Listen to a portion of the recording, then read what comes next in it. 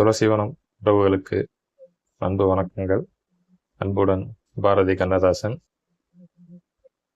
இசையமைப்பாளர் ஏஆர் ரஹ்மான் அவர்களுடைய வாழ்க்கையில் நடந்த ஒரு சுவையான சம்பவத்தை உங்க கூட பகிர விரும்புகிறேன்.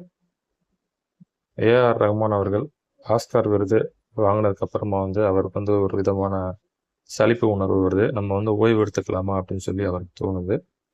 அந்த காலகட்டத்தில் தான் அவர் எந்திரன் 2 படத்தில் ஒர்க் பண்ணிட்டு இருந்திருக்காரு. அப்போ ரஜினிகாந்த் அவர்களுடைய அந்த சுறுசுறுப்பு, அந்த கடின உழைப்பு அவரை ரொம்பவே ஈர்க்குது.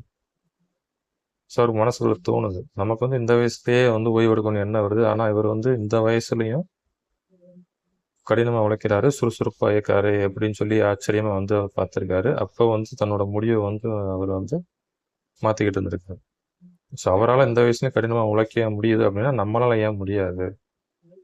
தவறான முடிவை நம்ம எடுத்துடக்கூடாது. தொடர்ந்து நம்ம இந்த இசைத்துறையில் பயணிக்கணும்னு சொல்லி தன்னோட முடிவை அவர் மாற்றிக்கிறாரு. அதுக்கு காரணமாக இருந்தது நடிகர் ரஜினிகாந்த் அவர்கள்.